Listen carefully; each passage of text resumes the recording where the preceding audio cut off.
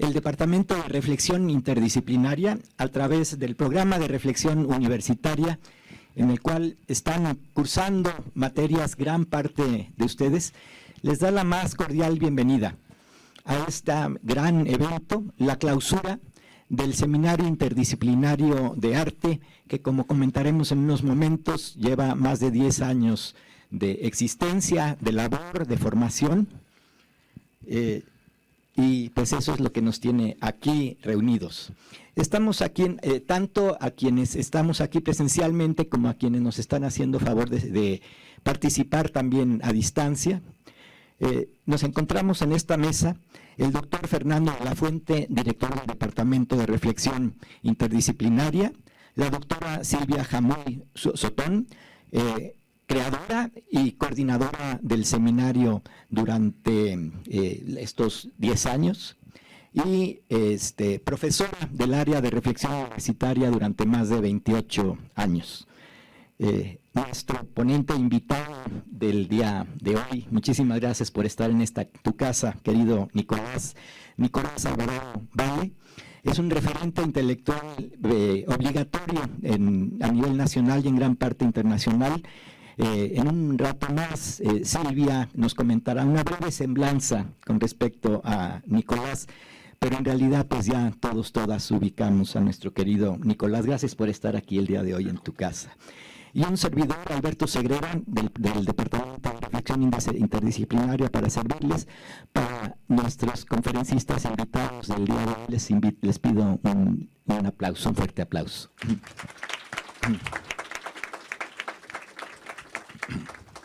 Hoy se concreta una órbita, pero no es una órbita cíclica y ni siquiera es una órbita elíptica.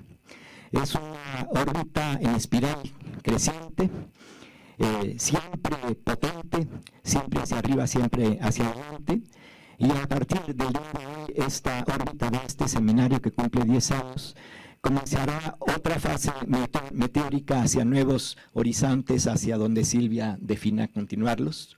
Seré breve para dar la palabra sobre todo a nuestro querido invitado el día de hoy, Nicolás, pero no quiero dejar de comentar que Silvia es para quienes la conocen, quienes la conocen y la conocen bien, nunca se está quieta, es sumamente inquieta, simplemente creativa, propositiva y concreta lo que se propone. Hace muchos años ella propuso una materia que se llamó Literatura, Cine y Persona, que estuvo vigente durante todos los planes de estudios SUG, y hace más de 10 años llegó conmigo para proponerme este seminario interdisciplinario de arte.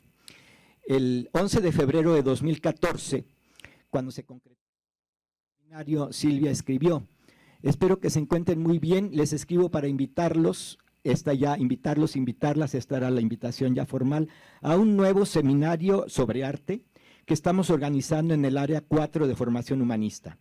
Se trata de un proyecto interdisciplinario que tiene como objetivo proponer diferentes perspectivas en torno a la definición del arte desde diversos autores. Se trata de dialogar acerca de algunas obras y acercamientos teóricos en torno a literatura, cine, pintura, música, teatro, danza, performance, etc. Y así nace el seminario hace 10 años, que de manera ininterrumpida se ha estado llevando a cabo cada mes, los últimos viernes de cada mes en la tarde, incluso durante la pandemia. Ha pasado por distintas modalidades presenciales, a distancia, de acuerdo a las necesidades, interinstitucional, internacional, en torno a diversos temas, pero siempre con el objetivo claro. Y con personas que han estado participando, algunos de ellos con 100% de asistencia, como Vero Cruz durante estos 10 años, y pues habría muchísimo que decir con respecto al seminario, pero por el momento quiero simplemente enfatizar que nunca fue una perspectiva exclusiva, tradicionalmente académica, exclusivamente conceptual, exclusivamente erudita, sino que fue siempre existencial. Fue gozar la experiencia estética mediante el acercamiento al arte, que es la única manera auténtica de vivir arte, con lo cual fue totalmente congruencia con la pedagogía ignaciana planteada por Ignacio de Loyola. Muchísimas gracias, muchísimas felicidades, querida Silvia, y enhorabuena en los siguientes proyectos que sabemos que continuarás, porque sabemos bien que no te vas a quedar quieta y vas a seguir siendo siempre humanizando, contribuyendo a la formación. Gracias, Silvia. Gracias, Nicolás, por estar aquí el día de hoy con nosotros, con nosotras en tu casa. Buenos días a todos, a todas. No me quiero extender, como dice Alberto, porque tenemos aquí a nuestro exponente estrella. Muchísimas gracias a quienes están ahora en el Presidium. El arte en general forma parte sustantiva, sustancial de la propuesta de la Compañía de Jesús.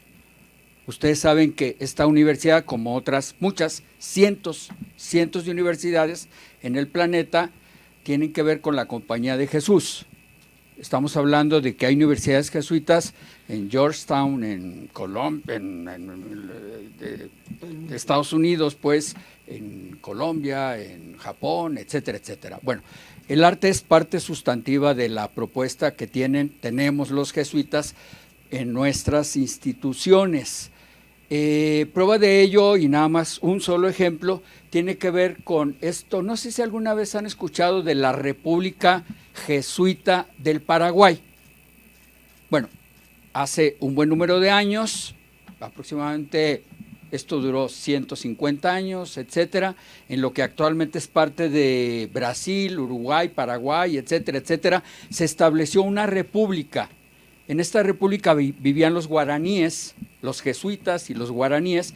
No le permitían la entrada a los conquistadores, no entraban ahí ni los portugueses ni los españoles, no podían entrar. Los guaraníes vivían en paz, sembraban, cosechaban, todo lo tenían en común, etcétera, etcétera, y aquello por otras razones después terminó. A lo que voy con este comentario es que en esta República Jesuita del Paraguay, el arte, las artes tenían un papel preponderante, tenían un papel muy, muy especial.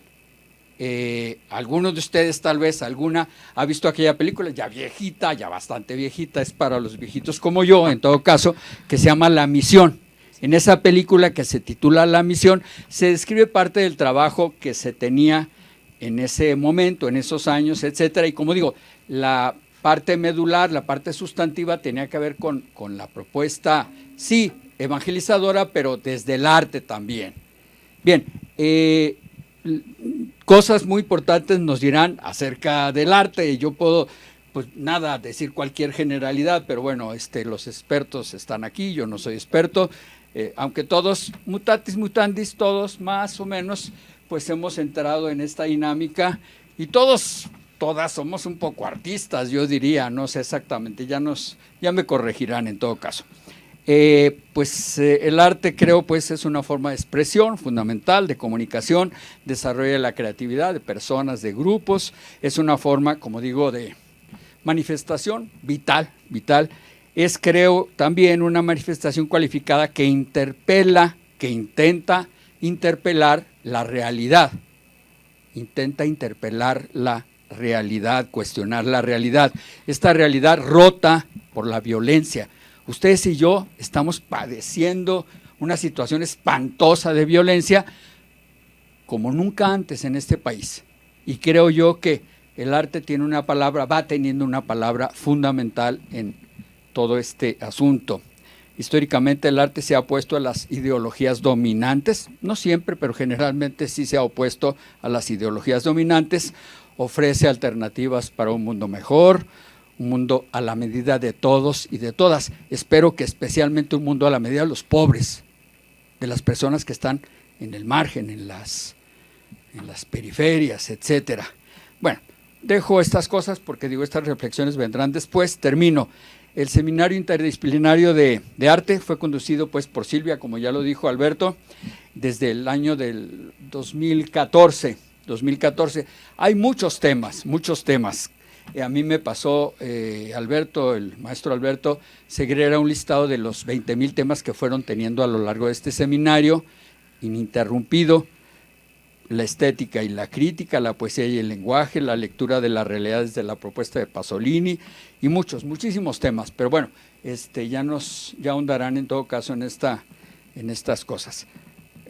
Todos estos temas sólidos, propuestas bien fundamentadas, estimulantes, pues fueron caminando, se fueron desdoblando a lo largo del tiempo y finalmente hicieron estos 10 años.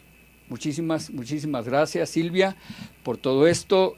Como ya decía el maestro Alberto Segrera, sabemos que después de esto vendrán otros proyectos. Felicidades y le dejo la palabra a Silvia. Gracias. Muchísimas gracias, Fernando, muchísimas gracias, Alberto, y bueno, por supuesto, a Nicolás.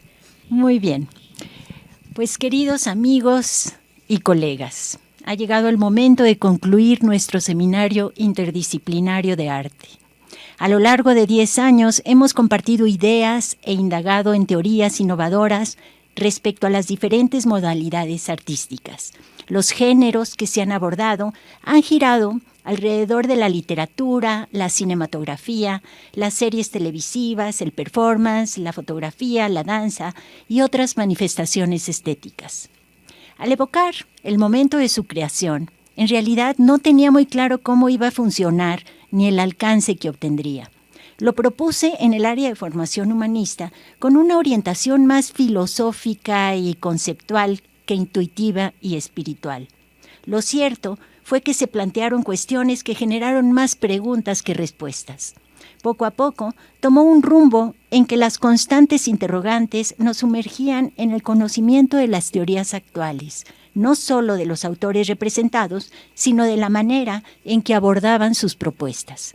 Empezamos de manera presencial en el aula Juan Baldrech, donde los asistentes de diversas universidades y tendencias ideológicas aportaban sus interpretaciones en un diálogo significativo y enriquecedor. Percibíamos cómo la obra de arte se desmembraba en estratos de sentido para brindarnos no solo la perspectiva creativa, sino la mirada crítica y académica, es decir, el cómo de la representación. Intentábamos entrever no solo lo aparente, sino los múltiples significados atrapados en su núcleo. Nos quedaba claro que cada obra era ese otro que nos confronta, nos cuestiona y nos conforma en lo que somos. Llegaron tiempos difíciles y con la pandemia el seminario se tornó virtual. Continuamos las sesiones cada último viernes del mes, en que la incertidumbre existencial y tecnológica dominaba nuestro destino. Sin embargo, también dio oportunidad de extenderlo a un público más diverso e internacional. En esa época nos adentramos en varias bifurcaciones alrededor del cine, en las que aprendimos a entrever las ideas de los directores, el manejo de las herramientas técnicas que subyacen en cada film. El seminario permaneció virtual, pues aprendimos a conciliar nuestra vida con la inmaterialidad.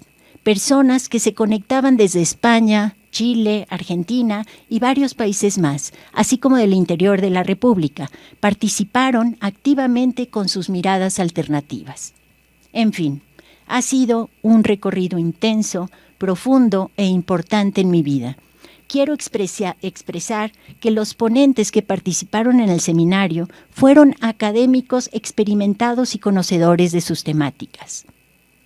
Agradezco al Departamento de Reflexión Interdisciplinaria por todo el apoyo que me ha brindado, a su director, el doctor Fernando de la Fuente, aquí presente, así como a mi querido maestro Alberto Segrera Tapia, con quien he tenido el privilegio de compartir mi trayectoria académica desde la licenciatura hasta la docencia durante más de 28 años.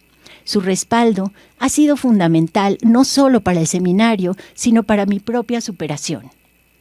No quiero dejar de mencionar a mi querida colega y amiga, la doctora Verónica Cruz de la Garza, a quien le agradezco profundamente sus conocimientos en este viaje de aprendizaje y de enseñanza. Por último, agradezco a Suri, mi esposo, que es su cumpleaños el día de hoy, y a todos los asistentes. Así, pues qué mejor forma de concluir este seminario que con la presencia de nuestro invitado de honor, Nicolás Alvarado, a quien agradezco infinitamente su disposición y su sabiduría. Aunque ya muchos conocemos su trayectoria, leeré una breve semblanza que comprende apenas una pincelada de su exitoso recorrido. Nicolás Alvarado, México, 1975, es escritor, comunicador y promotor cultural. Ha escrito libros de ensayos como Con M de México y La Ley de Lavoisier, así como de las obras de teatro Cena de Reyes y Te Vuelvo a Marcar. Ha sido productor, guionista, conductor y comentarista de diversos espacios en Canal 22, en Televisa, Televisión Azteca, Televisión Educativa, Grupo Radio Centro, W Radio y Grupo Fórmula. También ha sido director general de la revista El Huevo, así como de TV UNAM y colaborador de Letras Libres, Nexos, Gato Pardo, El Universal, Milenio y diversas publicaciones de Grupo Expansión, entre muchas otras. Actualmente es productor general de la compañía Teatro de Babel y de su Festival Internacional de Dramaturgia Contemporánea, Drama Fest, coordinador del coloquio anual de Muro a Muro de la FIL de Guadalajara y asesor cultural de Moet Hennessy en México. Colabora de manera semanal en El Heraldo, donde tiene el podcast La Pinche Complejidad y una columna en el noticiario Loret en Latinus. Es además miembro de Salzburg Global Seminar en su capítulo de Innovación Cultural. Pues agradezco tu presencia, Nicolás. Te dejo la palabra porque ya abarcamos mucho tiempo y bueno, pues supongo que lo interesante todavía está por venir. Muchísimas gracias. Sí está por venir, querida Silvia, porque tú me dejas la palabra y yo la rehúso. Yo se las voy a aventar de vuelta porque después, cuando estamos llegando a la clausura de un seminario interdisciplinario sobre arte, pues debe haber aquí seguramente muchas personas que nos pueden decir qué es el arte. Entonces yo más bien les devuelvo la palabra que tan generosamente me dio Silvia para que me cuenten qué es eso del arte. ¿Quién sabe qué es el arte? A ver. Una forma de expresión. Entonces que yo te diga, hola, buenos días, ¿es arte? Depende cómo lo interpretes. No sé. Pues a ver, ustedes digan, hola, buenos días, ¿yo estoy haciendo arte ahora? ¿O no? ¿No estoy haciendo arte? Ok, entonces sí, el arte expresa cosas, pero no es solo una forma de expresión. Pero sí, expresa cosas. ¿Qué más será el arte además de una forma de expresión? A ver. La primera definición del arte puede ser una representación de la realidad que no precisamente tiene que ser tal cual la concebimos con nuestros ojos. Y la segunda es que cualquier cosa que puede ser arte es algo que nos provoca una emoción o sentimiento. A ver, voy por dos partes. Nos vamos acercando, pero una representación de la realidad. Entonces, si yo a mi hijo de 3 años le digo que haga un dibujito, o le dice su maestra de kinder que haga un dibujito, ¿es arte? Porque es una representación de la realidad y no es precisa. Es debatible, ¿eh? No estoy diciendo automáticamente que no. Es debatible si es arte o no es arte. Porque, ¿qué componente de arte tiene el dibujito que está haciendo mi hijo de 3 años? No tengo un hijo de 3 años, por cierto. Esto está más divertido porque es hipotético. La creatividad. Ok, y si yo le digo a mi perro que haga un dibujito, ¿qué pasa? Si yo le dejo pintura a mi perro, se la pongo enfrente y le digo, a ver, aquí con tus patitas, mi perro, ya murió mi perro Ralston, pero era muy listo, yo creo que si hubiera entendido, si le digo, a ver, aquí con tus patitas haz una pintura, ¿hubiera sido arte o no? ¿Y quién es? Muy bien, ¿y quién sería el autor de ese performance? ¿Ralston, mi perro? Depende de la actuación de Ralston, ¿no? Depende No. qué pongamos a hacer al pobre Ralston. ¿Te imaginas a Ralston amaneciendo y diciendo, he pensado que debo crear un performance artístico? No. ¿Quién lo hubiera pensado? O sea, el dueño del perro puede decir, voy a usar a mi perro para un performance. Entonces, ¿qué característica tiene el arte? A ver, ahorita, ¿qué se desprende de lo que hemos dicho sobre el arte? Pues ya llegamos a una muy buena. Yo lo que siento mucho es que es una cosa consciente. Ujú. Em, ¿Y quién es consciente?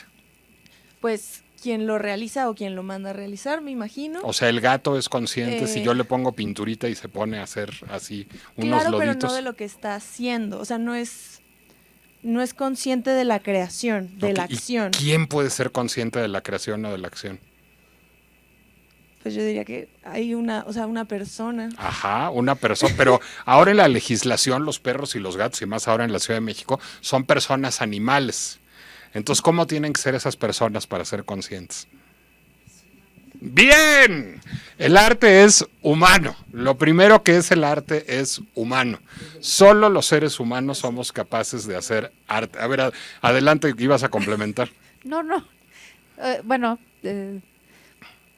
sí, como una creación que intenta construir una unidad, digamos, que no imita el mundo, sino que le agrega algo al mundo, ¿no? Algo nuevo. Pero, a O- ver, o ahí pretende viene. ser nuevo, tal vez. ¿Les gusta mi saco? Está bonito, ¿no? ¿Es arte? Está muy bonito. Ahora, ¿les gusta el saco de Fernando? A mí sí me gusta mucho. ¿Es arte? ¿Sí es? Yo digo que no. Y sí se lo andaba robando, ¿eh? O sea, sí está muy bonito su saco. Pero digo, ¿por qué digo que no es arte? Bueno, es que yo considero que algo inherente al arte es como la subjetividad y que, por ejemplo, lo que para mí es arte puede que para otra persona no lo sea. Igualmente que tiene que expresar algo, o sea, lo que nosotros consideramos arte tiene que tener una objetividad y querer transmitir algo, un sentimiento, una opinión, una crítica. Entonces, por eso no podemos considerar como un saco arte, porque aunque sea bonito, por ejemplo, para mí, tal vez no está transmitiendo algo en específico. Estuve muy en desacuerdo con la mitad de las cosas que dijiste, pero muy de acuerdo con la mitad de las cosas que dijiste. Entonces, vamos a barajarla despacito porque además dijiste muchas cosas. Bueno, ese saco está hecho desde la subjetividad, es decir, hubo un señor o una señora que una mañana amaneció y dijo, voy a hacer un saco beige. Yo creo que las tendencias de la moda ahora vienen más informales. Yo creo que no le voy a poner hombreras. Yo creo que estamos regresando a los cortes clásicos, entonces se va a vender mejor. O a lo mejor no estaba tan mercantilizado, sino nada más dijo, es que yo recuerdo que mi papá cuando iba a montar los fines de semana en el rancho se ponía un saco beige y yo quiero homenajear a mi papá y quiero recordarlo. No hay nada que no esté hecho desde la subjetividad, pues somos sujetos. ¿Quién puede hacer cosas desde la objetividad? ChatGPT, porque ChatGPT es un objeto. Entonces los objetos hacen cosas desde la objetividad, pero los sujetos hacemos cosas desde la subjetividad. Son subjetivas las fórmulas matemáticas, los sacos de cashmere, los edificios de ladrillos, absolutamente todo lo que hacemos los sujetos es subjetivo. Yo por eso siempre me río mucho cuando dicen los medios que son objetivos. No hay medios objetivos, pues hay unos reporteros, hay unos conductores, hay unos jefes de redacción, hay unos columnistas cuyas ideas de mundo están puestas en juego todo el tiempo mientras están escribiendo o mientras están hablando. Yo les voy a decir, alguien que estudió en la UP, alguien que estudió en la UNAM y alguien que estudió en la Ibero, pues no van a tener la misma idea de mundo. Pero les voy a decir algo, alguien que estudió en la Ibero y alguien que estudió en el ITESO o en Georgetown, no van a tener la misma idea de mundo. Ahora ya no les cuento si hubo padre presente, hubo padre ausente, la familia era de izquierda, la familia era de derecha, eran católicos, eran judíos, eran musulmanes, eran ateos. El padre era mayor, la madre era mayor, tenían hermanos, no tenían hermanos, tenían ascendencia francesa, irlandesa. Es decir, todos esos factores hacen que nuestra idea de mundo sea extraordinariamente compleja y que cada vez que nosotros hacemos lo que sea, lo estemos haciendo desde ahí. Lo que sí podemos hacer es aplicar el método científico para hacer ciertas cosas, o lo que podemos hacer en términos periodísticos es aspirar a la imparcialidad y buscar ejercer, digamos, desde el rigor periodístico nuestro oficio de la manera más sensata posible. Podemos, como decía un gran periodista que se llamaba Ryszard Kapuscinski, que también era poeta, podemos querer comprender, yo creo que esa es una buena misión del periodismo, pero objetivo, pues no. Pues que, digo, a ver, imagínense, una noticia en Reforma y una noticia en La Jornada es lo mismo, pues no, va a haber visiones muy distintas del mundo desde Reforma o desde La Jornada. Entonces, todo lo que hacemos es subjetivo, porque somos sujetos, difícilmente va a ser objetivo, pero dijiste una cosa que me parece muy importante y que nos acerca al arte y otra que nos aleja. Voy a empezar por la que nos aleja. Cada quien decide qué es arte. Y eso significa que el arte es algo bueno o no. ¿Tiene una connotación de valor la palabra arte o no? Pues, Depende, ¿no? De la época. En la antigüedad, pues sí había una tríada de bueno, bello y verdadero. Tienes razón que la definición de arte ha cambiado con el tiempo, totalmente. Y de hecho el arte estaba asociado a lo bello, a lo bueno y a la verdadero en la antigüedad. Hoy, adelante, ¿el arte es necesariamente algo bueno? ¿Hay un juicio de valor en decir que algo es arte? O sea que si el arte es necesariamente bueno, ¿esa fue tu pregunta? Ajá. No lo sé, porque el arte puede demostrar o puede enseñar cosas que necesariamente no son buenas, o cosas que pueden llegar a ser, a lo mejor, es que no encuentro la palabra adecuada, choqueante para algunas personas o... El arte puede perturbar, sin duda. El arte puede perturbar, entonces no sé si llamarlo necesariamente bueno, pero algo que a mí me gusta o que yo aprecio del arte es que te puede llegar a mostrar cosas que tú no pensabas que podrían haber sido, o sea, que te llega, te puede hacer sentir cosas, ya sea buenas o malas. A ver, les voy a hacer una pregunta. Esta va sobre todo para los mayores, porque los más jóvenes seguro no van a saber ni de qué estoy hablando. Pero supongo que aquí hay gente que ha visto telenovelas en el canal de las estrellas alguna vez. O la traduzco para los jóvenes. Los TikToks, los videos de TikTok. ¿Son arte? ¿Las telenovelas y los reels de Instagram o los TikToks son arte? Pues depende de la percepción de las personas, ¿no? O sea, tipo, aquí mi compañero al lado puede tener una percepción distinta a la que yo, hasta cierto punto, ¿no? O sea, él puede pensar que sí, cuando yo puedo pensar que es falta de tiempo o lo que sea. ¿Y cómo determinarían qué piensa cada uno de una telenovela o de un reel de TikTok? Yo creo que tiene que haber alguien que reconozca que verdaderamente es arte, porque cómo dices que es bueno, cómo dices que es malo, cómo dices que es arte o cómo dices que es telenovela. ¿Pero quién es ese alguien? Pues siempre hay como un grupo consagrado que de alguna manera dice o dictamina si entra en los museos, si entra en espacios específicos, si considera que transmite o que es una susceptibilidad que puede ser transmitida de alguna forma. Siempre debe ser como, normalmente es, no sé si haya cambiado, pero normalmente es un grupo de consagrados dice que pertenece al arte. Ese filón está re bueno, lo voy a tomar y lo voy a guardar un ratito en lo que dicen las otras dos cosas. Pero ese no lo estoy echando en saco roto, al revés, esa va a ser un filón. Bueno, yo también creo que depende un poco de el contenido, en este caso los TikToks o la telenovela, o lo que se esté viendo.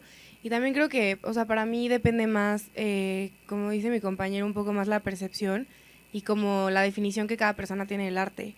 O sea, no sé, en una opinión muy personal, para mí muchos deportes son considerados arte. Y creo que eso no es una opinión muy común. ¿Y por qué son considerados arte? Pues para mí, o sea, el hecho de que tengan tanto valor, siento que hay deportes que tienen mucho valor, que, o sea, hay deportistas que son de verdad admirables, y para mí eso como que es muy artístico, de cierta Entonces, ¿el forma. arte tiene valor y es admirable? En mi opinión, sí. O sea, Okay. yo lo relaciono con belleza, con valor, o sea, valor también me refiero como a, o sea, de valores como de una persona, no monetario, no necesariamente de dinero, sino como auténtico, Por ejemplo, en los deportes, como, o sea, cuando ves como el compañerismo deportivo, para mí eso tiene mucho valor y como que es muy, no sé, es muy artístico en mi opinión. O sea, ¿tu relación con tus papás o con tu pareja es arte? Pues podría hacerlo, si lo quieres ver como muy románticamente, pues podrías decir que es muy artístico. Pero acá nuestro compañero decía que el arte nos perturba y nos descentra, y tú dices que el arte es bello. Pues por fin, ¿nos perturba o nos descentra o es bello? Yo diría que hay como una ruptura clara de la estética, bueno, de cómo el arte estaba más bien ligado a la estética, pensemos con los impresionistas y la academia, etcétera, y después de Marcel Duchamp, en el que el arte se convierte como en una especie de provocamiento, ¿no? O sea, una especie de provocación de la reflexión, no sé, de interpelar a las personas, ¿no? Entonces, más bien, yo diría que no necesariamente tiene que ser estético y que más bien debe ser como un instrumento de pensamiento y sí depende de la subjetividad de la persona. Ya se abrió la ventana de Duchamp y por ahí se filtró un rayito de luz. Por acá había algún otro comentario, creo. Para mí el arte entra mucho cuando la razón ya no alcanza. O sea, cuando la razón ya no da, es que entra la emoción y entra el arte. Entonces también es muy interesante pensar quién escoge qué es arte porque justo si es un grupo de personas que te está dictaminando cómo sentir las piezas. Entonces, según yo, ahí hay un temilla muy interesante de si la obra misma te determina qué es arte porque te hace sentir. Y hay como un sentir colectivo luego por ciertas piezas. Entonces, puede que no te esté diciendo alguien qué es lo que tienes que sentir, pero yo aquí en México y alguien más en Colombia y alguien más en, yo qué sé, Polonia, vemos la misma pieza y sentimos cosas similares. Entonces, ahí hay como un poder en el objeto mismo que yo creo que es muy interesante. ¿Todos sentimos lo mismo ante una obra de arte? No. Pero entonces esta cosa de que son similares las cosas. Realmente podremos estar debatiendo qué es el arte por eones, ya que pues no hay una definición precisa de la Real Academia Española que diga, bueno, sí hay en la Real Academia Española, pero que diga esto es arte y todo lo que entre en esta definición es arte y todo lo que no entra está fuera. Realmente lo que personalmente creo que coincido mucho con algunos de mis compañeros, el arte puede perturbar, puede también hacernos sentir bien, embellecerlo, tanto lo tétrico como lo bello. Tomemos el ejemplo de la pintura de el que se come a sus hijos, creo que era Cronos, sí. Neptuno. Es sumamente perturbadora Saturno. la pintura. Saturno, gracias. Pero por otro lado tenemos otros movimientos, el romanticismo, que como decía una compañera acá atrás, que pues nos hace sentir emociones, o tratamos de escribir o pintar o lo que sea, con emociones y conectar con esto, ¿no? Entonces, sí. Okay. A ver, les he hecho trampa todo el tiempo, eso sí tengo que admitirlo, porque estoy jugando con 3 acepciones de la palabra arte y tenemos confundidas 3 acepciones de la palabra arte, pero quería yo poner en crisis esto, y luego hay un cuarto filón del que quiero hablar, que es el que puso en el mapa la señora, que es el proceso del arte o el sistema del arte. Pero primero voy a empezar con qué no es el arte, y para eso les quiero contar de mi cuñada. Mi cuñada, que me cae muy bien, es sin embargo un poco cursi. Y entonces cuando algo le gusta muchísimo, cuando a alguien le parece muy bien educado, o cuando le gusta mucho el saco de Fernando, o cuando yo digo algo muy bonito, o cuando una película le parece precioso, o el libro que está leyendo la conmueve, dice, es un poema. Un poco cursi mi cuñada. Y entonces yo cada vez que le hago decir es un poema, me acuerdo de este poema que les voy a recitar. Tus ojos elegantes son rojos y brillantes, por ojos tan chispeantes dan cojos almirantes manojos de diamantes. Es uno de los peores poemas jamás escritos, es mío. Yo lo escribí cuando tenía como 13 o 14 años, una tarde que tenía gripa y estaba en cama y no tenía nada mejor que hacer. Es un poema, también es una mierda, pero es un poema. Bueno, entonces eso significa que decir que algo es un poema, pues no es un juicio de valor. O sea, entre lo que acabo de recitar y O Inteligencia, Soledad en Llamas, pues o sea, existe todo el discurrir de la poesía, todo el discurrir de la literatura. Hay buena poesía y hay mala poesía. La poesía es aquello que busca generar imágenes metafóricas, que generalmente se produce en verso, que generalmente tiene un sentido hermético, que puede rimar o no, pero eso no es necesariamente bueno. Eso es un campo de la actividad humana. Así como hay buenas películas y malas películas, así como hay buenas personas y malas personas, así como hay buenos maestros y malos maestros, hay buena poesía y mala poesía. Hay buen arte y hay mal arte.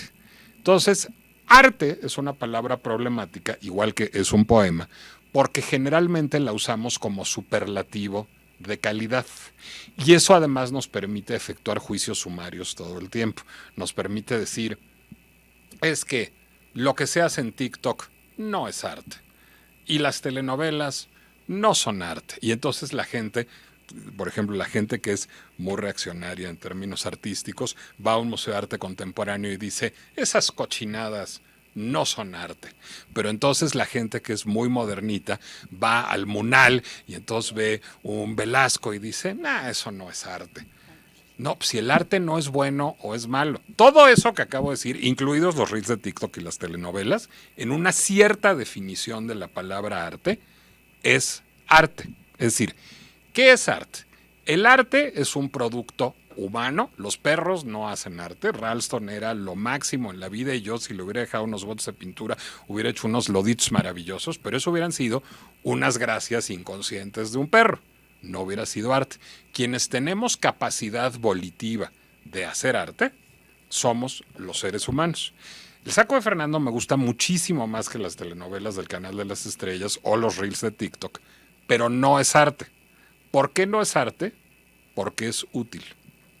Esa es la primera cosa que lo aleja del arte. El saco es precioso, pero es una prenda de abrigo. Tiene una función. El arte no es funcional, o al menos en su definición clásica. Luego entramos a un limbo complicado, que es el limbo de la arquitectura, por ejemplo. La arquitectura es tenida por una de las bellas artes y la arquitectura sí es funcional. Y entonces vienen los diseñadores de moda, como el que hizo el saco de Fernando, y se encabronan y dicen, pues si la arquitectura es arte, ¿por qué la moda no es arte? ¿Y por qué el diseño industrial no es arte? Va a decir el diseñador de mobiliario y producto. Yo prefiero, digamos, para esa definición, pero es una buena discusión, decir que la arquitectura y el diseño no son arte. Son arquitectura y diseño, y hay muchas obras de arquitectura y de diseño que me conmueven muchísimo más que muchas obras de arte. Nada más están en otra cajita, en la cajita de lo que es útil, de lo que sirve para beber, de lo que sirve para guarecerse, de lo que sirve para cubrirse. Y en mi definición, pero otra vez una definición personalísima que va a hacer eco con la de muchos filósofos y con la de muchos no, el arte es algo que no tiene función, que no tiene utilidad práctica. Es algo que solo sirve para expresar. ¿Para expresar qué? Y ahí viene otra complicación. Depende de cuándo lo preguntemos, y ahí ustedes dos tenían mucha razón. Porque si bien Saturno devorando a sus hijos es un cuadro terrible, es un cuadro hermoso, además. ¿Por qué? Porque hasta que el señor Duchamp vino a ponernos un mingitorio en medio de una galería, el arte perseguía ser hermoso. El arte ya no persigue necesariamente ser hermoso. Cuando digo ya no persigue necesariamente es puede serlo o no. Ahora, aquí ya estamos en el dominio de las bellas artes.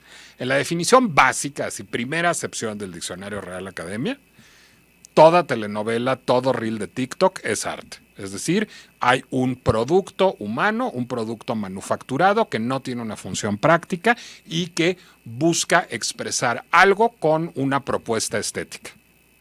Eso hace que la telenovela de las 9 del Canal de las Estrellas sea arte. Y ahí no hay juicio de valor. No es esto. Es mucho más hermoso una justa deportiva o tu relación con tu mamá pero no son arte. Son una justa deportiva o tu relación con tu mamá, de acuerdo a esa definición.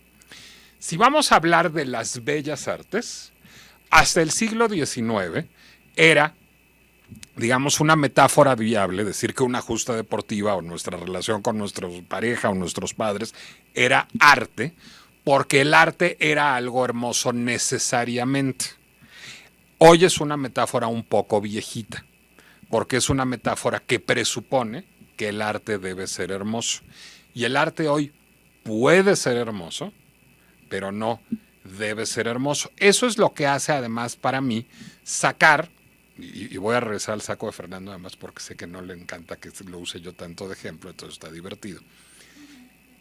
El saco de Fernando es muy hermoso, es muy práctico, no es arte porque es totalmente funcional, pero de pronto piensen en los desfiles de moda que se ven en las pasarelas de París.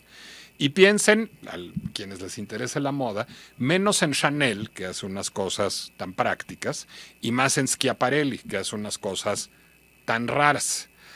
¿Será que Chanel no es arte y Schiaparelli no es arte? Porque finalmente Chanel está haciendo trajes sastres de tweed y Schiaparelli está haciendo cosas muy raras que están más del lado del arte conceptual y que son más bien provocaciones intelectuales.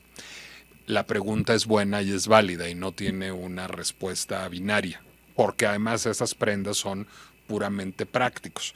Pero entonces, ¿tiene más valor artístico, cualquier cosa que ello signifique, un edificio postmoderno, un edificio de Zaha Hadid, de estos súper fantasiosos, que un edificio de la Bauhaus?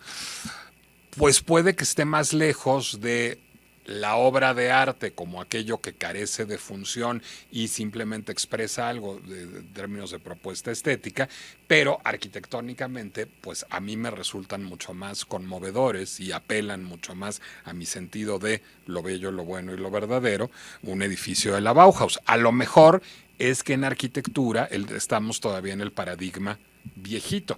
Esa también es una buena pregunta para un seminario de arte. Pero, digamos, después de hacer todas estas exposiciones, llegamos a lo que la compañera muy bien anotó, es decir, a principios del siglo XX, ¿qué sucede? Y viene muy bien con lo que la compañera también anotó aquí.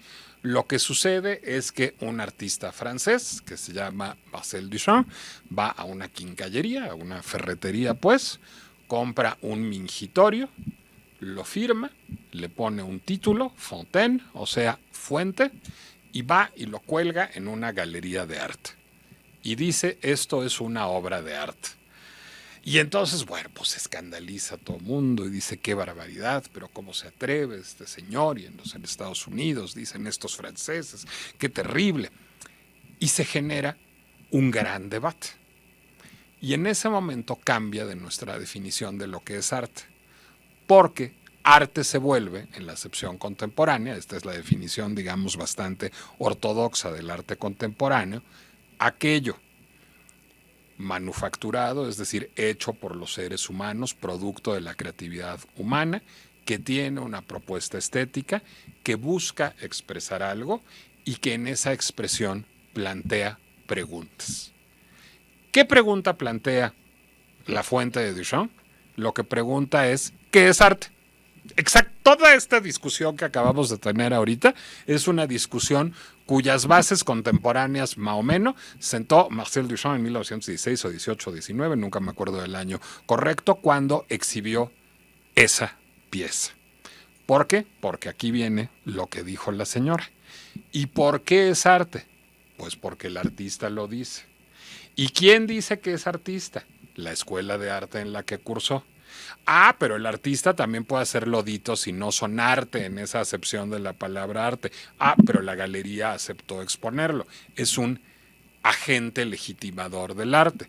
Las escuelas son agentes legitimadores del arte. Los museos y las galerías o las salas de cine o los teatros son agentes legitimadores del arte. Entonces, ahí justamente se crea un ecosistema de las artes y ahí justamente es que empieza a haber una discusión que sigue abierta y sigue siendo fértil, que es quién decide qué es arte y quién decide qué no es arte y si tenemos que hacerle caso o no. Porque, a ver, ahí les va. ¿El graffiti es arte? Claro que es arte. Todo el graffiti. Pero hay graffiti que llega a los museos y hay graffiti que no llega a los museos. Por cierto, el graffiti, cuando nos pintan un graffiti en la pared de nuestra casa no nos gusta nada. Pero sigue siendo arte. De hecho, es vandalismo y arte. Las dos cosas, al mismo tiempo. Y está haciendo una pregunta, o varias. Está diciendo, ¿qué derecho tengo yo a expresarme? ¿De quién es el espacio público? ¿Por qué se piensa que se necesita un agente legitimador para determinar que algo es arte? Y de pronto, entonces un galerista en Nueva York dice, mira, este muchacho Keith Haring, este muchacho Jean-Michel Basquiat, lo hace muy bien, vamos a pedirle que hagan obra de caballete, vamos a exhibirlo aquí en una galería, oye, es un lanal el que le podemos sacar a esto, a ver, vamos a exhibirlo en el museo, y entonces unos artistas del graffiti se vuelven parte del ecosistema del arte, y otros no, y seguimos discutiendo, y eso es lo propio, digamos, del arte contemporáneo. Entonces, arte es una categoría problemática por definición, y eso es muy padre. ¿Por qué? Porque permite tener estas discusiones y porque yo diría que en términos contemporáneos eso es lo propio del arte. Es decir, a estas alturas, manifestaciones estéticas, pues estamos rodeados de manifestaciones estéticas. Me voy a ir de TikTok, que es un poco más rugosón, y me voy a pasar a Instagram. Pues Instagram está lleno de cosas preciosas, ¿eh? Instagram es básicamente la sustitución de las viejas revistas de estilo de vida. Es decir, en Instagram todo el mundo está vestido padrísimo y está en unos lugares padrísimos y todo el mundo con los filtros se ve guapísimo y todo el mundo se va a unas playas maravillosas y hasta el peor cuchitril se ve como un hotel de lujo. Es decir, eso es lo propio de Instagram. Instagram es un lugar que está lleno de belleza. Esa belleza, sin embargo, rara vez conmueve, rara vez nos provoca algo. Y ahí es en donde quiero apelar a una maestra que tuve aquí en la Universidad Iberoamericana, porque Alberto tiene razón, sí es mi casa porque yo aquí estudié, que cuando estábamos en clase de Historia de la Filosofía 1, y entonces nos daba a leer un texto de Platón, entonces ya leíamos el mito de la caverna, y entonces alguien levantaba la mano, y entonces, ¿qué quiere decir? Pues yo siento, y entonces en ese momento nos interrumpía y decía, no, tú no sientes, tú primero piensa, y ya que pienses y que argumentes lo que estás pensando, ya luego puedes sentir todo lo que tú quieres. Bueno, el proceso psicológico no era muy puro, porque sí en general uno siente antes de pensar, pero eso de sentir, pues es algo que estamos haciendo más o menos todo el tiempo y que no tiene realmente mucha utilidad. O mucha utilidad, digamos, para tener discusiones. Tiene utilidad para conmoverse, tiene utilidad para cultivar estados del alma, para cultivar relaciones personales, pero ya a la hora de la producción, pues lo de sentir en efectos se le da una ayudadota si se tamiza con aquello del pensar. Bueno, en efecto, una obra de arte es algo que hace pensar. Y justamente yo, para agradecerle además a esta institución y para hacerles una parábola de esto, me traje este fetiche. Este fetiche lo compré en primer semestre de la carrera de comunicación en la Universidad Iberoamericana. Es mi misma edición, vean qué bien cuido los libros, eso sí. Y es una novela que se llama El desfile del amor, es de Sergio Pitol. ¿Alguien ha leído este libro? ¿Nadie? ¿O Silvia sí? Bueno, ese no, de Sergio Pitol. Pero claro, cuéntanos de sí. Pitol y ahorita les cuento del desfile del amor. No, bueno, por supuesto es muy reconocido, obviamente es de mis tiempos, que ya pasó, digamos, como su época de auge y bueno, por supuesto, sí reveló ciertas tendencias literarias y por supuesto también indagó, de acuerdo a lo que me acuerdo, porque también hace 100 años que lo leí, con un tono irónico, un tono así como crudo, indagó en estas inquietudes humanas, ¿no? Es decir, en estas perspectivas psicológicas incluso de los personajes. Digo, obviamente ahorita no lo tengo muy presente, ya me agarraste en curva, pero sí fue digamos, una fuente que me reveló otra parte de la realidad, ¿no? O sea, me abrió el panorama y creo que sí fue importante en mi desarrollo, ¿no? Déjenme contarles cómo me abrió el panorama a mí este libro, que es una gran historia sobre el poder del arte. Y después de esto lo escucho a ustedes otra vez. Bueno, pues ahí tienen a Nicolás en este edificio ya. Yo soy como la tercera generación de este plantel en Santa Fe. A mí no me tocaron los míticos gallineros de Churubusco. Y entonces llego así, primer día de clases, a mi clase de investigación de la comunicación 1. Que daba una maestra jovencita, apenas unos años más mayor que nosotros, que se llamaba Gabriela Barketnin. Estaba recién llegada de Londres, a donde se había ido a estudiar una maestría, no, ni hacía radio, nada. O sea, era así la Miss, tenía como 3, 4 años más que nosotros, y estaba recién llegada de Londres Gaby Barketnin. Ay, pues está muy chava la maestra, ok, bueno, pues está bien. Y entonces pues nos echó algún choro mareador bastante breve sobre qué era la investigación en el campo de la comunicación. Y lo primero que nos dio a leer, y yo agradecí infinitamente, no fue ningún libro editado por McGraw-Hill, que de esos leí muchísimos, sino fue El desfile del amor de Sergio Pitol, editado por Era, con Mae West en la portada. Entonces yo dije, caray, pues se va a poner buena esta clase. Y entonces empecé a leer la novela, y es una gran novela, que les recomiendo mucho, es una novela esperpéntica. Pitol es un autor mexicano que juega a menudo con lo grotesco, que juega a menudo con figuras desmesuradas, figuras que son caricaturas crudelísimas y divertidísimas de tipos humanos. Y esta novela, digamos, transcurre en 2 planos temporales, en los años 70 y en los años 40 en la Ciudad de México.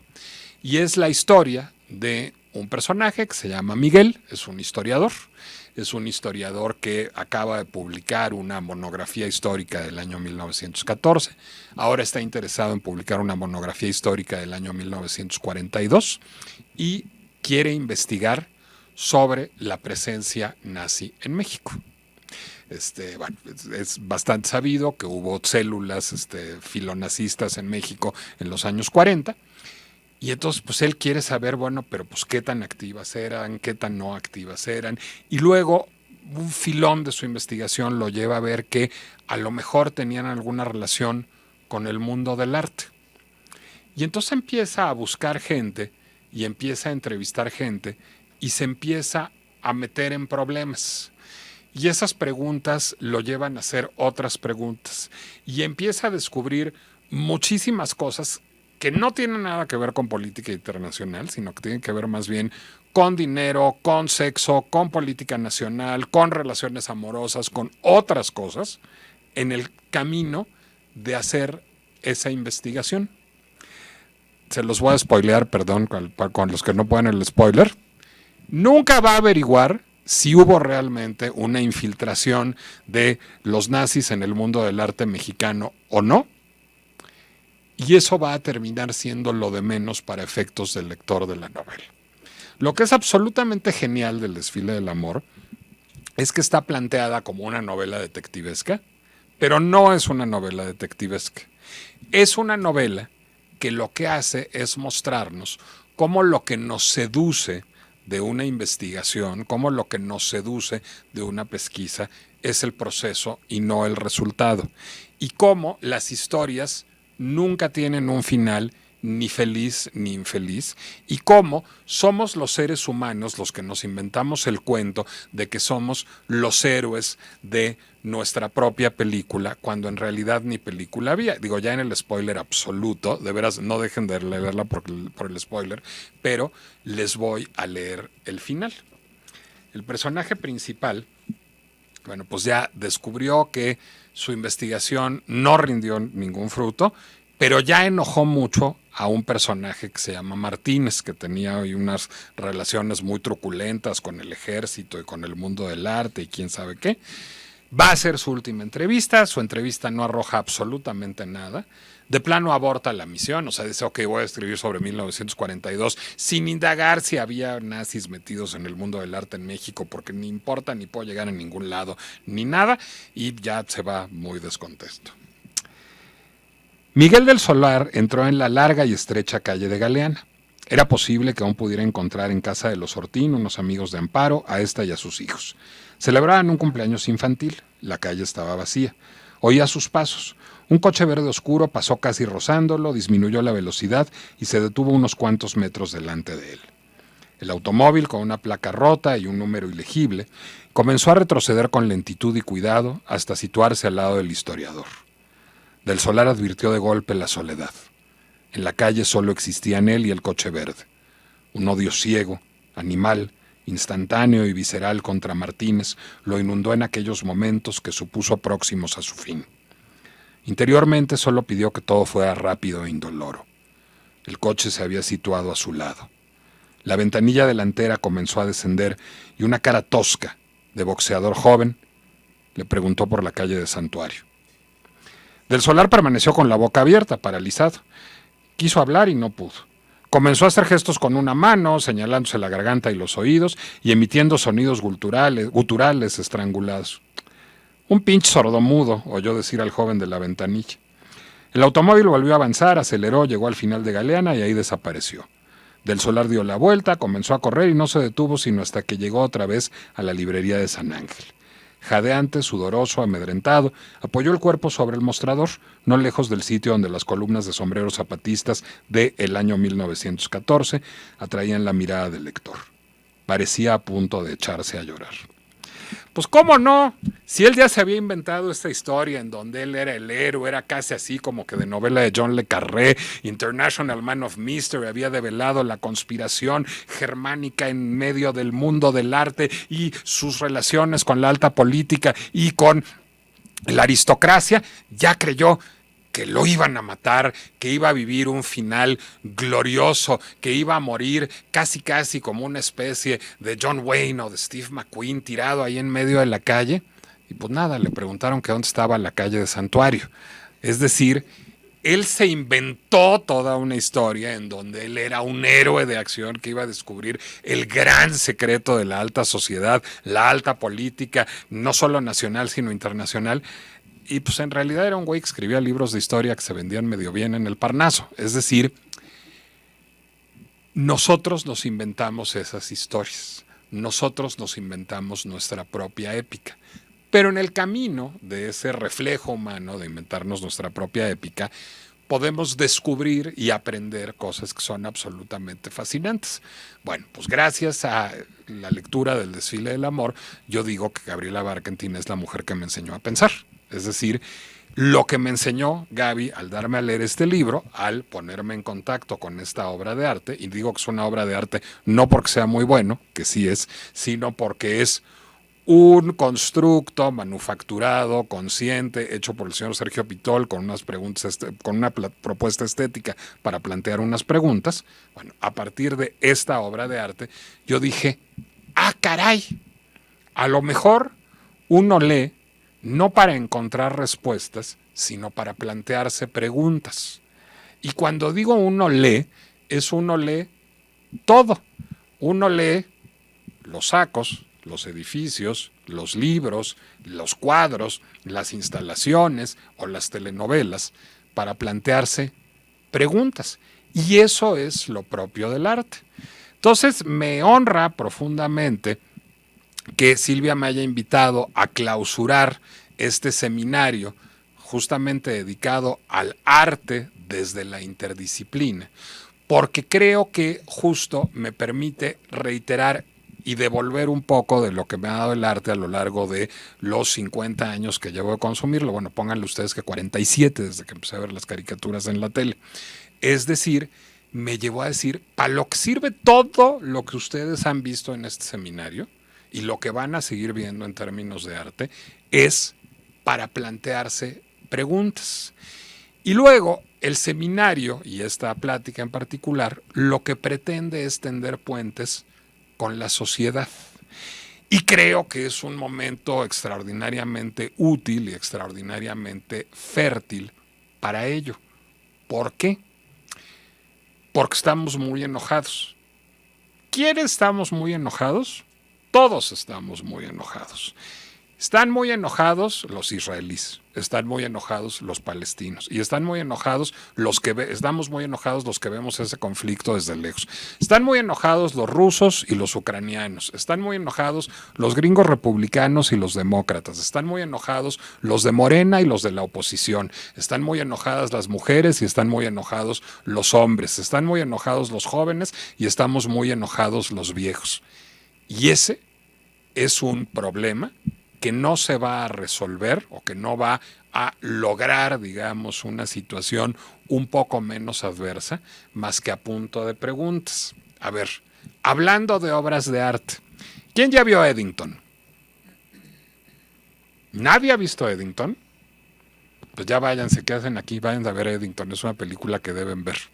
¿Quién sabe de la existencia de Eddington? A ver, cuéntanos qué es Eddington.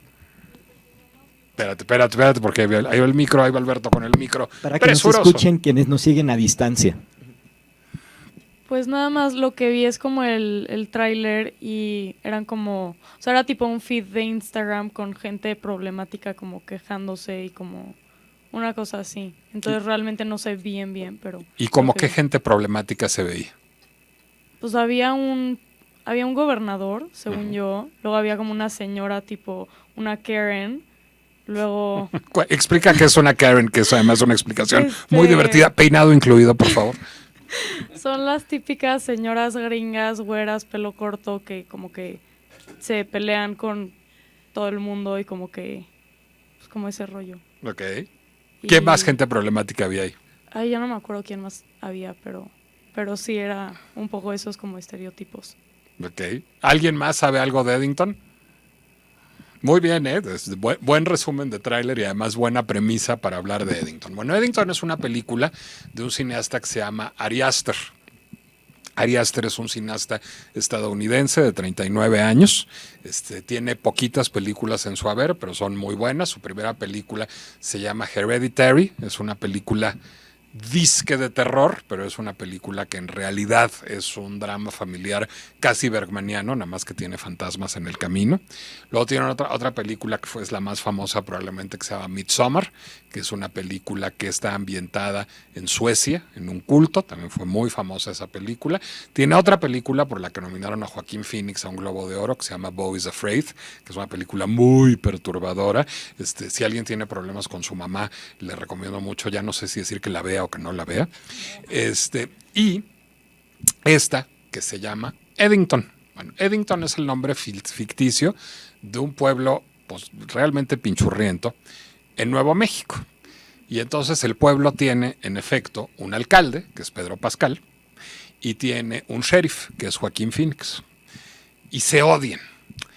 Todo esto sucede en mayo de 2020, mes muy conflictivo. ¿Por qué es conflictivo mayo de 2020? ¿Qué pasó en mayo de 2020? ¿Qué estaban haciendo en mayo de 2020? ¿Se acuerdan? Ok, la pandemia es uno de los dos factores. ¿Y el otro? ¿De qué se hablaba en las noticias en mayo de 2020? En Estados Unidos particularmente. No. ¿Qué pasó en Estados Unidos? Una cosa que... No, mayo de 2020, no, hombre, es 2001. George Floyd. ¿Quién es George Floyd? ¿Y quién es ese señor? Que pobre sin el grillo cantor no es. Era por acá. Las dos, ahí entre las dos, cuéntenos quién es George Floyd. Sobre el afroamericano que mataron los policías y que lo grabaron todo y como que volvió a resurgir todo el movimiento de Black Lives Matter. ¿Y por qué lo mataron? Por solo ser... por lo que recuerdo de la problemática, como que ellos asumieron que... ¿Los policías? Los policías asumieron que estaba armado o que estaba violento, algo así, y lo detienen, ¿no? Pero usan una fuerza muy, muy extrema y lo tiran al piso y le ponen la rodilla en el cuello y él está diciendo como no puedo respirar, no puedo respirar. Y entonces él muere porque no podía respirar, o sea, muere asfixiado a causa de la fuerza y la brutalidad con la que lo arrestaron o detuvieron, porque ni siquiera, o sea, no tenían como muchas bases para arrestarlo en ese momento, pero pues impartieron mucha fuerza sobre su cuerpo y lo asfixiaron. Así es, George Floyd es un hombre que comete una infracción de tránsito, que se resiste al arresto, y ninguna de esas cosas son legales, pero la reacción de la policía es completamente desproporcionada y redunda en la muerte de George Floyd, y entonces empieza a haber un gran movimiento de combate y de protesta contra la brutalidad policial, y eso desemboca en el movimiento Black Lives Matter, que es un movimiento que, digamos, pretende renunciar lo que en su discurso es conocido como el racismo sistémico, es decir, digamos, un sistema que estaría permeado por completo por el racismo. Eso pasa en mayo de 2020, en medio de la pandemia. Es decir, las primeras protestas de Black Lives Matter las tenía la gente con cubrebocas o sin cubrebocas, que justo ahí está el problema del que parte Eddington. El alcalde es Pedro Pascal. O sea, es guapo, semilatino, muy cool, como modernito, progresista, cientificista, muy a favor del cubrebocas y muy a favor del imperio de la ley. El alcalde es lo que se conoce entre los estereotipos estadounidenses como un redneck, es decir, es un hombre blanco de clase baja, con ideas más bien de derecha, muy escéptico con respecto a la ciencia y que no se quiere poner el cubrebocas. Bueno, estos dos estereotipos, que son muy estereotipos, digamos, que dibujaría un liberal como yo, sin embargo, están un poquito distintos a como lo vemos en general, porque el alcalde liberal tan guapo, tan Pedro Pascal, es un poquito mamón y podría ser un poquito corrupto, porque ahí hay como una empresa de tecnología que quiere tener una planta en el pueblo y que pues ahí en ese pueblo no hay agua, entonces ¿por qué el alcalde les está ayudando a entrar ahí si en realidad van a terminar perdiendo recursos, pero él dice que van a generar empleos? Es como, así como el político priista panista de manual de hace 10 años que están ustedes imaginando, como por ahí. Y luego el sheriff, pues sí, o sea, sí es un horror y está en contra del uso del cubrebocas y tiene una camioneta de propaganda, pues así muy white trash, toda llena de cosas mal escritas, etcétera. Pero, pues sí hay un señor viejito que no se quiere poner el cubrebocas y no le están queriendo vender comida en el único súper del pueblo. Entonces, pues si no llega este sheriff redneck a apiadarse de él, y hacerle el súper, pues no come. Entonces sí es un populista, pero no es tan mala gente. Entonces el señor al que le hace el súper, pues se conmueve y se toma la foto con él y la publica en Instagram y entonces se vuelve viral. Entonces ahora el sheriff ya quiere ser alcalde. Pero además el alcalde y el sheriff se odian de toda la vida, porque el sheriff anduvo con la mujer del alcalde cuando eran chavitos, que es Emma Stone, y la embarazó o no, y la obligó a abortar o no. Y luego, pues la mamá de Emma Stone es como conspiranoica. Entonces está todo el día entre diciendo que las vacunas en realidad son una manera de destruir a Estados Unidos y la otra mitad diciendo que Pedro Pascal violó a su hija cuando era joven. Cosa que sí no piensa ni la hija, pero a ella le gusta mucho contarse la historia.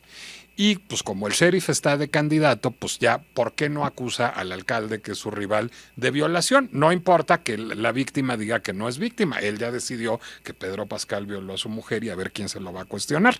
En medio de todo esto, el pueblo tiene muy poquita población negra, de hecho solo aparece un policía negro, pues así son muchos pueblos del sur de Estados Unidos y particularmente de la zona desértica.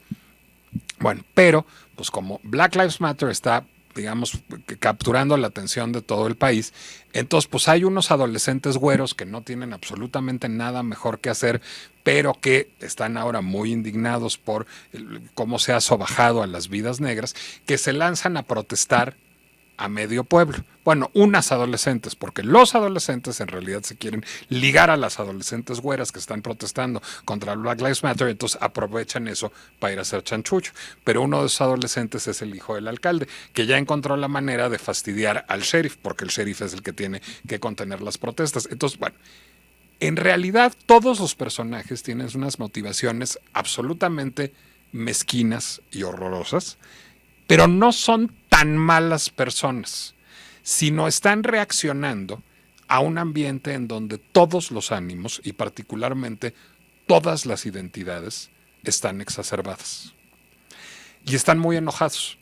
Y básicamente no están pensando, sino están reaccionando a partir de lo que sienten y cómo quieren ser percibidos.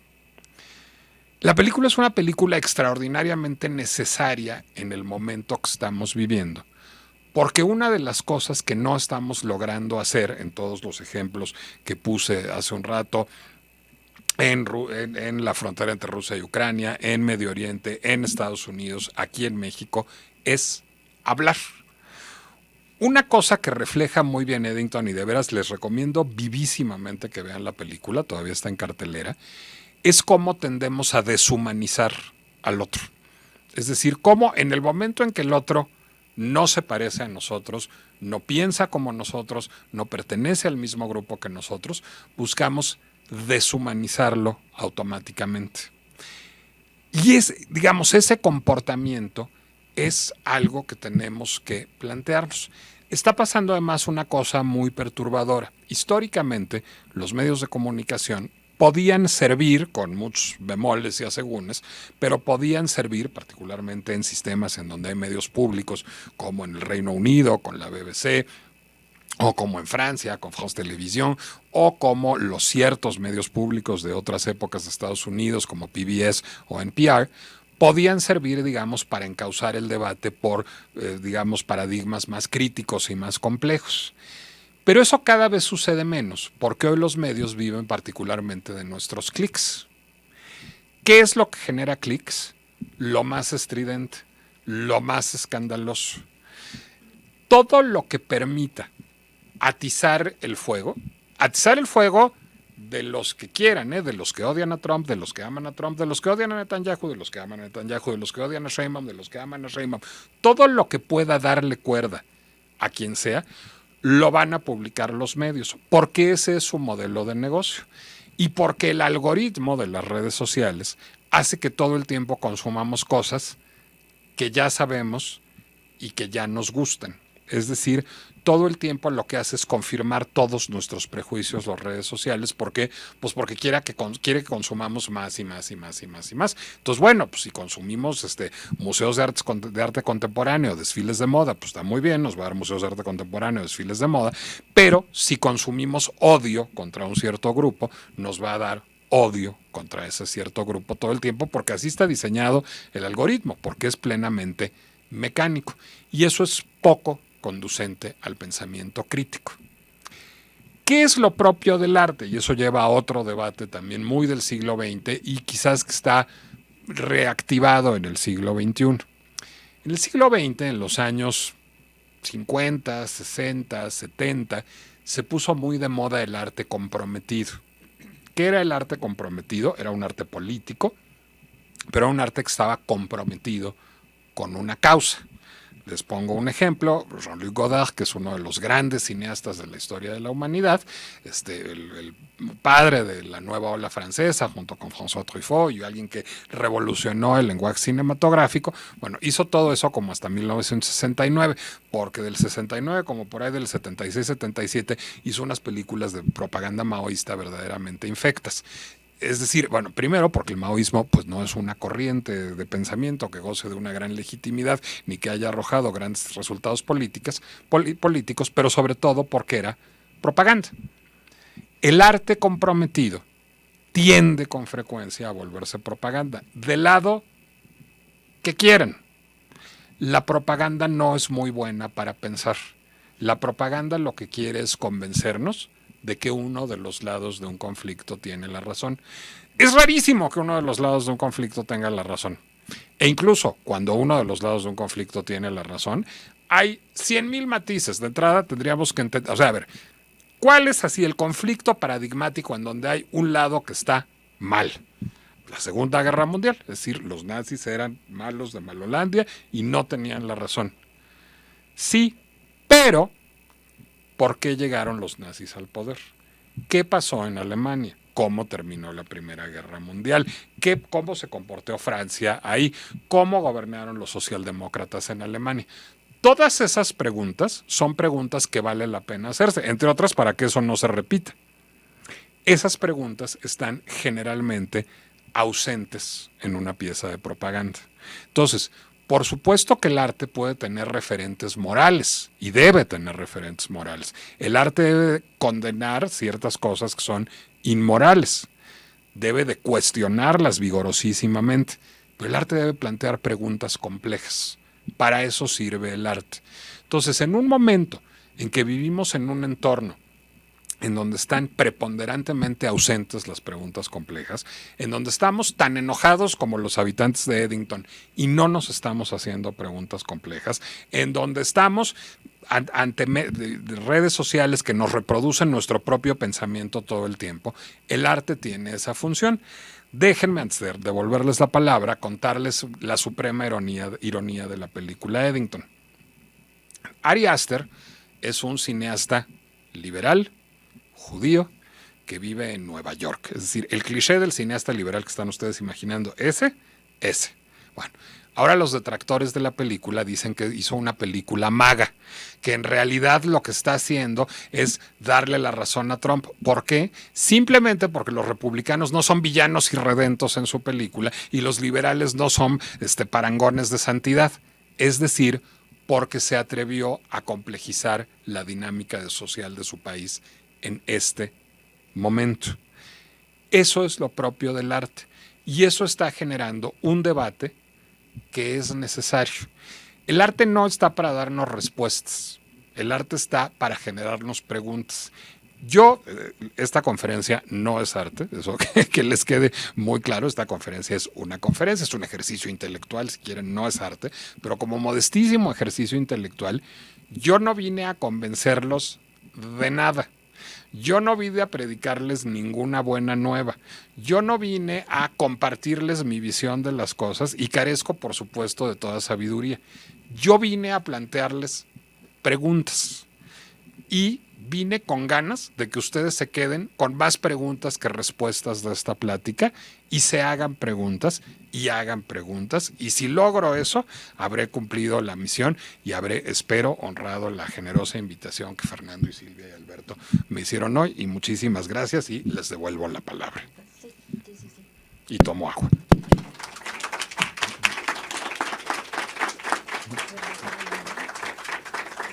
Muchísimas gracias, querido Nicolás. Y a partir de todo lo que has generado en nosotros, en nosotras, entre ellas, muchas preguntas, el impulso de las que ya traíamos, nuevas, reconfiguración. En este momento abrimos un espacio breve de comentarios, de preguntas, de dudas, de acuerdos, de desacuerdos, en fin, un poco de diálogo con Nicolás a partir de que se nos hizo favor de brindarnos el día de hoy. Gracias. A mí se me ocurren dos preguntas. Una, ¿existe el arte sin espectador? Y la otra, si se le comisiona a la inteligencia artificial elaborar una obra de arte, pero tú no sabes quién la hizo, ¿es arte o no? Si se le comisiona a la inteligencia artificial, ¿quién se lo alguien.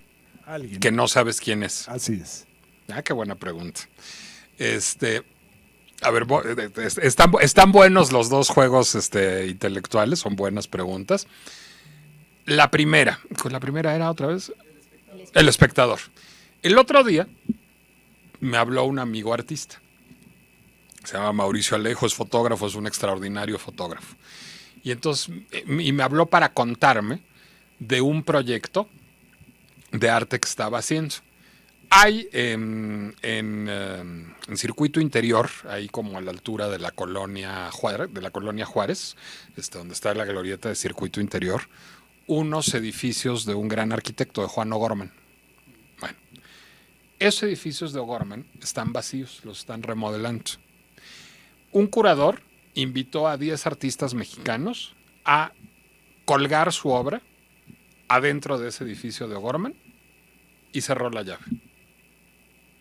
No está abierto al público, no se venden boletos, no puede ir nadie. ¿Es eso una exposición? ¿Es una obra de arte? Yo creo que sí. ¿Por qué? Porque la obra de arte no es la exposición ni las obras que están contenidas ahí. La obra de arte es el gesto y que lo sepamos y lo que nos permite discutirlo. Entonces sí hay espectador. Y ahora yo los recluté a ustedes como espectadores de esa obra de arte también. Nos permitió preguntarnos esa muy buena pregunta. Pero la pregunta de Esra es muy buena porque es tramposa. Mi respuesta fue tramposa, las dos cosas. Es decir, sí puede haber una obra de arte en ese sentido. O como artistas han hecho, yo puedo hacer una escultura hermosa, encerrarla en una caja de madera y exhibir solo la caja de madera en un museo. No me acuerdo quién hizo eso, pero es una obra de Damien Hirst, quizás, a lo mejor. Ya me acordaré. Bueno, pero en efecto la pregunta es buena porque el espectador completa la obra de arte. Es decir, la obra de arte no existe sin la interpretación del espectador. Yo veo Eddington así. Yo veo así el proyecto del que me contó Mauricio. Yo veo así el desfile del amor de Pitol. ¿Quién sabe cómo lo veía Gaby? A lo mejor Gaby me quiso decir quién sabe qué otras cosas con este libro y yo entendí lo que me convino. Y a lo mejor todos mis compañeros de esa clase entendieron quién sabe qué. Y en eso la pregunta es completa. No existe, sin que haya algún espectador de algún hecho artístico, en el caso de la exposición es la información misma de que la exposición está cerrada, no hay obra de arte, por supuesto. La segunda pregunta es buenísima. Asumo que alguien dio el prompt. Habría que ver cómo fue ese prompt, qué tan detallado fue el prompt y qué tan lírico fue el resultado. Pero ya le estamos buscando muchas chichis a las culebras. Es decir, pues es la paradoja de la inteligencia artificial, que es una de nuestras principales materias de discusión en este momento. ¿En qué medida? Fíjense que ahora les doy la primicia. Luego de vez en cuando hay gente que decide que yo actúo y eso acaba de pasar. Entonces me invitaron a participar en una obra de teatro en donde hago un personaje que es el usuario de 2 inteligencias artificiales. Yo no estoy en el escenario, yo soy una voz off y las que están en el escenario, los 2 actores que están en el escenario representan inteligencias artificiales. Y hay un momento muy bueno de diálogo entre las 2 inteligencias artificiales en donde se cuestionan si yo soy su dueño o si en realidad soy su mascota.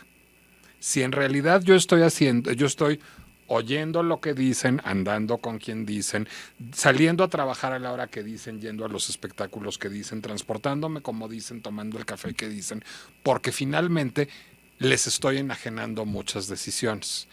Y en ese sentido, si una inteligencia artificial fuera capaz de preguntarse eso, ¿qué tan distinta es de una inteligencia no artificial? Es una pregunta paradójica y irresoluble y es una espléndida pregunta. La plática a mí sí me pareció hasta una obra de arte porque redondeaste muy bien el sentido de lo artístico y lo social. Bueno, eso me dio mucha emoción. Y bueno, preguntarte cómo ves tú la diferencia entre el crítico y el artista. Porque acabo de ver esta película se llama El Salvaje, o El Buen Salvaje, le pusieron, o Buen Salvaje, mexicana. Buenísima, a mí me pareció también una obra de arte. ¿De quién? ¿Con quién? No sé quién es el director, no recuerdo, Santiago Volkov. Ok. Y bueno, un elenco así de actores ahorita que están de moda, y buenos actores, pero habla también de estas cuestiones sociales, de una pareja de gringos que viene a México por ahí, por Guadalajara, y se quedan en un Airbnb y empiezan a ver, ellos idealizan a México como un paraíso que los va a liberar de su vida complicada y bueno, se encuentran con el infierno, ¿no? Pero todo es comedia, además te ríes mucho. El caso es que cuando les hacen las entrevistas, estuve buscando entrevistas a los actores y les preguntaban, pero ustedes qué piensan de esto y del otro, y ellos así, pues no, estuvo muy divertido, ¿no? O sea, para ellos fue así como algo muy divertido, no tenían una reflexión así como muy profunda de lo que habían hecho. Quizás si hubieran entrevistado al guionista, no encontré entrevistas con el guionista ni con el director, pero sí me llamó la atención que los actores mismos como que eran inconscientes, ¿no? De lo que habían hecho. Entonces no sé cómo lo ves tú, esa relación. Lo formulaste como pregunta al principio y me perdí. ¿Cuál era la pregunta específica? La relación entre crítico y artista. Ya.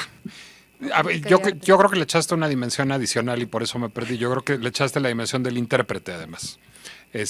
Crítico, artista e intérprete. Voy a empezar por el artista. El artista sí es plenamente consciente. Es decir, el artista sabe qué quisiera decir, ya que lo logre o no, pues es otra cosa, pero sabe qué quisiera decir y sabe cómo lo quiere decir.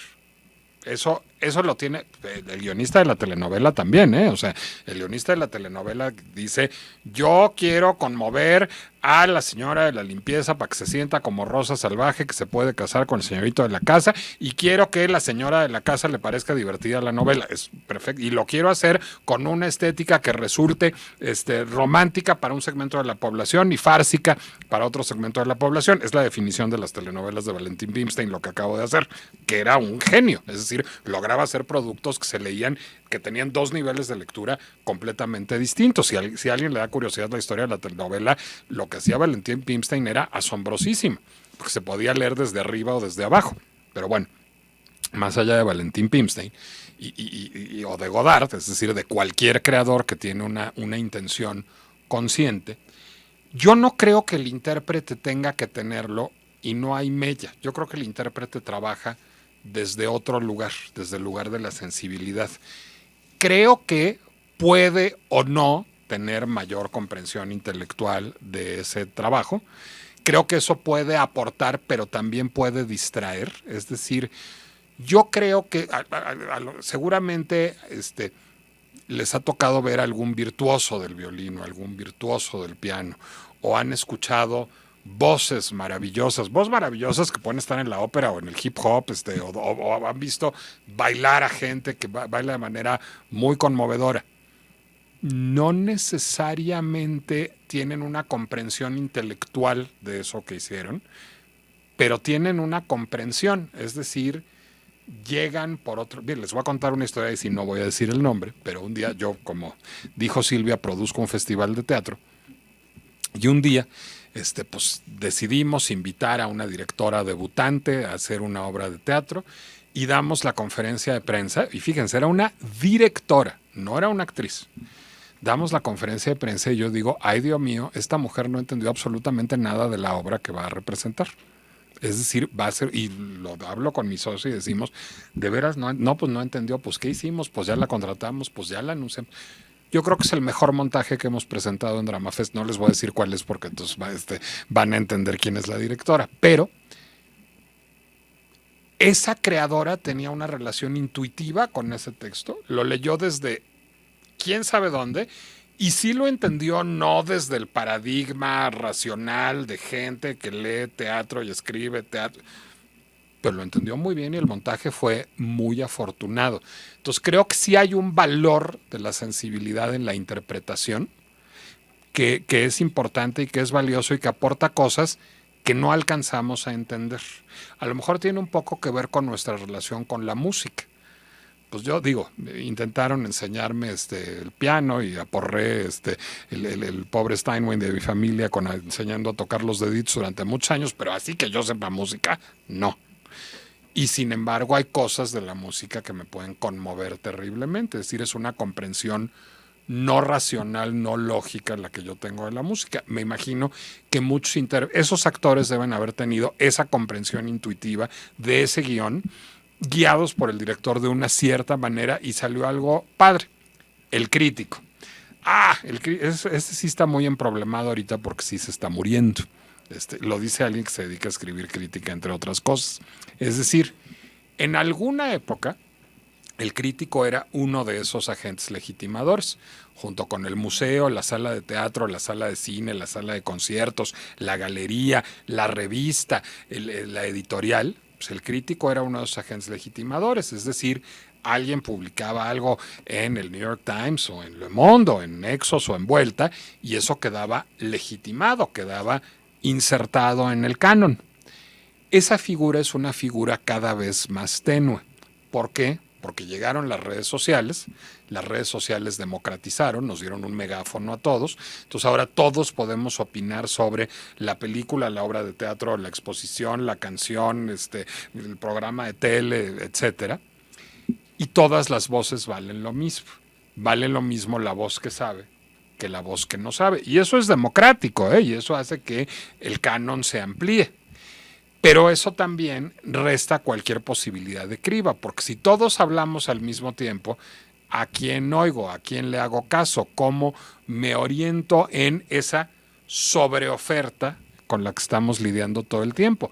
Porque, a ver, cuando menos, en términos de música, pues una de las tragedias, ahí es la tragedia de la sobreabundancia. En Spotify está disponible toda la música, todo el tiempo. O bueno, no toda, pero casi toda. Muchísima, de todos los géneros, de todas las épocas, de todos los artistas. ¿Cómo se orienta uno en eso? La crítica ayudaba a eso, pero también la crítica hacía muy chiquita la criba y hacía que el canon fuera muy limitado. Entonces nos tenemos que mover en ese rango. Algunos, a partir de nuestra subjetividad, seguimos acogiéndonos a ciertos, o sea, yo que soy un burgués liberal clásico, pues sigo leyendo el New Yorker y sigo leyendo el Atlantic y sigo leyendo el Guardian y leo Letras Libres y leo Nexos y otras gentes leerán otras cosas, pero el peso que tiene eso para generar canon, el peso que tiene eso como criba ya es infinitesimal, cuando en alguna época fue importante, y eso es bueno y malo.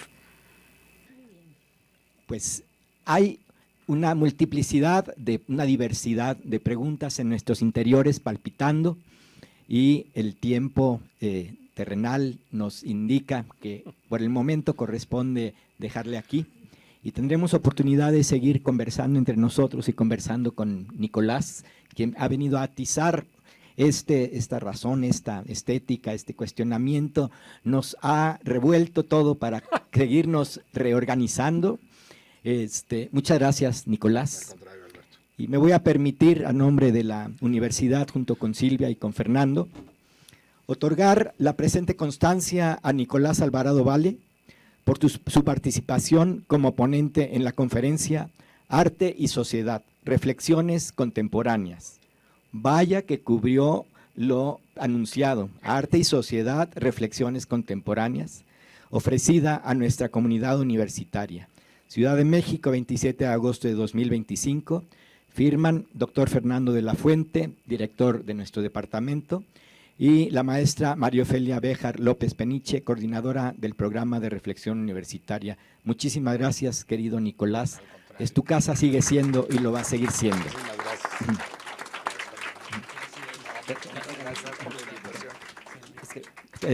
Todavía esperen un momentito, ya vamos a terminar. Sale regalado también. Sí.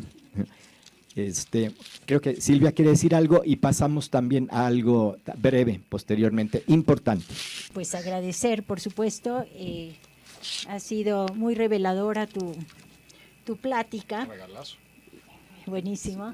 Y bueno, si realmente apreciamos toda esta sacudida que realmente nos has dado de qué es el arte, quedan, como dices, muchas preguntas. Queremos de manera breve, pero sumamente profunda, sentida, convencida, otorgar un reconocimiento, por supuesto, a la doctora Silvia Jamuy Sutón, por la creación y la coordinación durante más de 10 años del Seminario Interdisciplinario de Arte ofrecido a nuestra comunidad universitaria. Nuevamente, Ciudad de México, el día de hoy, director Fernando de la Fuente y María Ofelia Béjar, a nombre de todo el equipo y de toda la universidad, muchísimas gracias por este exquisito espacio que nos has brindado durante tanto tiempo, enriquecedor, intelectual, emocional, existencial y espiritualmente. Muchas gracias por tu testimonio, Silvia. Bueno, yo agradezco también al Departamento de Reflexión Interdisciplinaria. Ha sido pues mi plataforma de creatividad, por supuesto, y obviamente de realización desde lo académico. Muchísimas gracias y bueno, pues ojalá sigamos por muchos años, que haya muchas propuestas más y bueno, pues Alberto, que siempre estemos ahí. Muchas gracias para Nicolás. Gracias. Excelente tu interacción con los alumnos, con nuestro público, a quien agradezco profundamente su asistencia. Les agradezco su presencia y bueno, pues sigamos adelante. Muchas gracias. Gracias.